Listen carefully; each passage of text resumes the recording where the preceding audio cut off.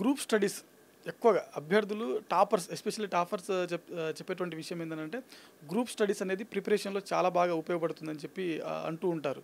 So group studies పాత్ర ఎలా ఉంటుంది ప్రిపరేషన్లో? గ్రూప్ స్టడీస్ అందరికీ సెట్ అవ్వదండి. Okay. It depends on the mentalities. ఇప్పుడు ఒక టాపర్ నా గ్రూప్ స్టడీ హెల్ప్ అయింది అని చెప్పాడు అంటే ఆ గ్రూప్ ఫామ్ అవ్వడానికి ఎంత కాలం పట్టింది అనేది ఎవరు చెప్పరు. ఓకే.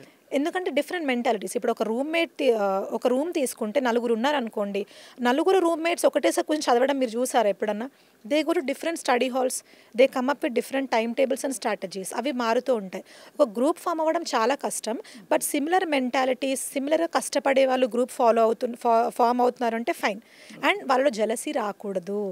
అంటే మేము ఒక టాపిక్ ఎక్స్ప్రెస్ చేస్తే అది వాళ్ళకు కూడా తెలిసిపోతుంది, మాకంటే ఎక్కువ మార్క్స్ వాళ్ళకి వస్తాయి అనుకుంటే they should not form the group. అలా కొంతమంది ఏమనుకుంటారు, నాకేం తెలీదు, నేను గ్రూప్లో సైలెంట్గా ఉంటాను, వాళ్ళు చెప్పేది మాత్రమే వింటాను అనుకునే కన్నింగ్ నేచర్ కూడా ఉండకూడదు.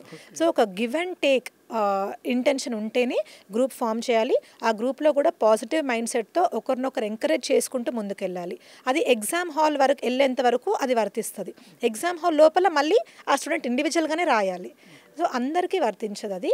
ఎవరికైతే సెట్ అవుతుందో వాళ్ళు ప్రాపర్గా అసెస్ చేసుకొని నా గ్రూప్ స్టడీ బెస్టా లేకపోతే ఇండివిజువల్గా బెస్టా అని అసెస్ చేసుకున్న తర్వాతే అందులోకి వెళ్ళాలి.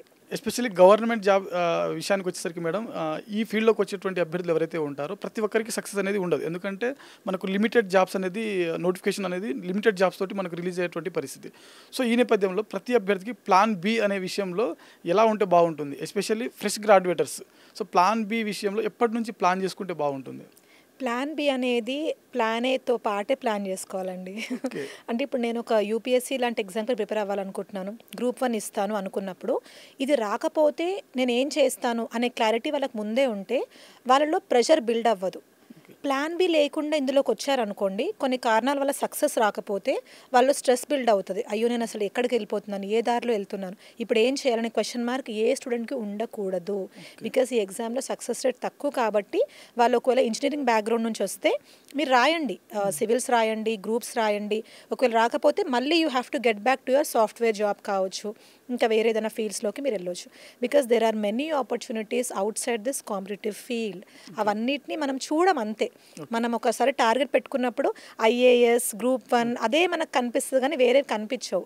కానీ మనం ముందే ప్లాన్ బి ఒకటి ఆలోచించుకొని ముందుకు వస్తే మీలో ఒక రిలీఫ్ ఉంటుందండి, నేను ఏదో ఒకటి సాధిస్తాను అనే రిలీఫ్ ఉంటుంది.